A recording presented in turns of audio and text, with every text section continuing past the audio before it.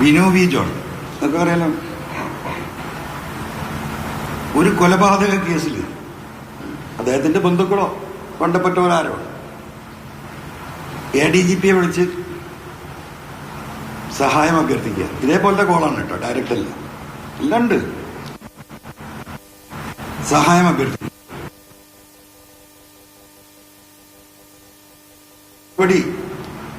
സഹായിക്കാം എന്ന തരത്തിൽ തന്നെ അജിത് കുമാർ പറയുന്നു.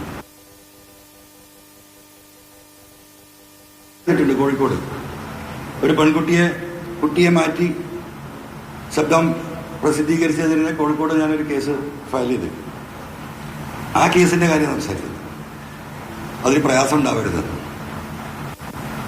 അത് ക്രൈംബ്രാഞ്ച് കേസ് കോടതിയിൽ ഇപ്പോൾ അതിന്റെ ചാർജ് ഷീറ്റ് കൊടുത്തിട്ടുണ്ട്. കേസ് വരുമ്പോൾ അറിയാം അതിൽ സ്വാധീനം ഉണ്ടായിട്ടുണ്ടോന്ന്. ആ കാര്യം നമുക്ക് കോടതിയിൽ വരുമ്പോൾ നമുക്ക് നോക്കാം. അപ്പൊ എങ്ങോട്ടേക്കാണ് എവിടത്തേക്കാണ് ഈ കാര്യങ്ങളെ കൊണ്ടെത്തിക്കുന്നത്?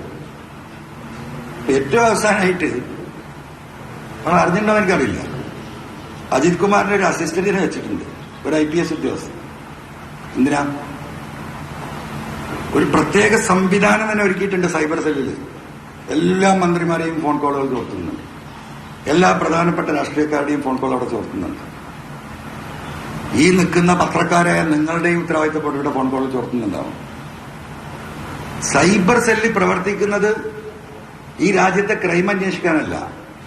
സൈബർ സെല്ലിൽ പ്രവർത്തിക്കുന്നത് ഈ നാട്ടിലെ മന്ത്രിമാരുടെയും പാർട്ടി പ്രവർത്തകരുടെയും നേതാക്കളുടെയും സമൂഹത്തിലെ ഉന്നതരുടെയും പത്രമാധ്യമ പ്രവർത്തകരുടെയും ഒക്കെ അവരുടെ പരിപാടി എന്താണെന്ന് അറിയാനാണ്. അപ്പൊ അതിൽ ചെറിയൊരു വിശ്വാസക്കുറവ് വന്നു. ആർക്ക്? MR അജിത് കുമാറിന്. അത് കൈകാര്യം ചെയ്യുന്നത് വേറൊരു ഓഫീസറാണ്, പേര് പേര് പറയുന്നില്ല. അപ്പൊ അതിലേക്ക് ആ IPS ഓഫീസറെ സൂപ്പർവൈസ് ചെയ്യാനും ആ കാര്യങ്ങൾ ഡെയിലി റിപ്പോർട്ട് ചെയ്യാനും കേരളത്തിന്റെ ചരിത്രത്തിൽ കേട്ടുകേൾവിയില്ല. ഈ രാത്രി ചായ ഉണ്ട കൊടുക്കുക, വൈകുന്നേരം ആകുമ്പോഴേക്ക് റിപ്പോർട്ട് കൊടുക്കുക. ഈ നാട്ടിലെ സാധാരണക്കാരായ ജനങ്ങളെ ശമ്പളം കൊടുക്കുന്ന ഒരു ഓഫീസറെ അവിടെ കൊണ്ടിരുത്തിയിരിക്കുക. പുള്ളി വലിയ പുള്ളിയാട്ടോ, ഇപ്പൊ ഇരുത്തിയിരിക്കുന്ന പുള്ളി.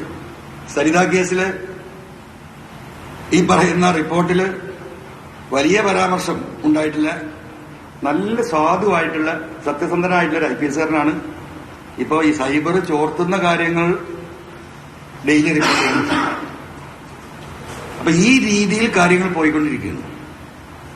അപ്പോ എന്നെ സംബന്ധിച്ച് പറയാനുള്ളത് 2-3 കേസിന്റെ സൂചനയും പറയും. ഈ പറയുന്ന MR അജിത് കുമാർ ഇവിടെ ആളുകളെ കൊല്ലിച്ചിട്ടുണ്ട്, കൊലപാതകം നടത്തിച്ചിട്ടുണ്ട്. ഉത്തരവാദിത്തത്തോടു കൂടിയാ പറയുന്നത്. വാദിയും പ്രതിയും നിങ്ങളെ മുമ്പിൽ വരും. അതൊക്കെ ഈ സ്വർണ്ണക്കള്ളക്കടത്തുമായി ബന്ധപ്പെട്ടാണ് കേട്ടോ. അതിനു പുറമെ മാമി എന്ന് പറയുന്ന കോഴിക്കോട്ടത്തെ ഒരു കച്ചവടക്കാരൻ 1 വർഷമായി കാണാതായിട്ട്. കൊണ്ടുപോയി കൊന്നതായിരിക്കും എന്നാണ് ഞാൻ വിശ്വസിക്കുന്നത്. കേസ് എവിടെ എത്തിയിട്ടില്ല, അനങ്ങിയിട്ടില്ല, അത് അനങ്ങൂല. അതും ഈ സംഘവുമായി ബന്ധപ്പെട്ട് വേറെ വിഷയമാണ്. ഒരുപാട് ഇവരുടെ ഈ പറയുന്ന എയർപോർട്ടുമായി ബന്ധപ്പെട്ട് നിൽക്കുന്ന വിഷയങ്ങളിൽ ഈ കള്ളക്കടത്തുമായി ബന്ധപ്പെട്ട പലരെയും പല സ്ഥലത്ത് ഇവർ കുടുക്കിയിട്ടുണ്ട്. സുജിത് ദാസ് IPSൽ വരുന്നതിന് മുമ്പ് അദ്ദേഹത്തിന് ജോലി എന്തായിരുന്നു നമുക്കറിയാം. അറിയോ? ഇവിടെ ആർക്കെങ്കിലും അറിയോ? ഞാൻ സീരിയസ് ആയിട്ട് ചോദിക്കും, അറിയില്ല. അയാൾ കസ്റ്റംസിലായിരുന്നു. സെൻട്രൽ എക്സൈസ് ആൻഡ് കസ്റ്റംസിൽ നിന്നാണ് IPS എഴുതിയിട്ട് സുജിത് ദാസ് വരുന്നത്. കസ്റ്റംസിലെ ഉദ്യോഗസ്ഥരുമായിട്ട് അതിഭയങ്കരമായ ബന്ധം നിലനിർത്തുന്നുണ്ട്.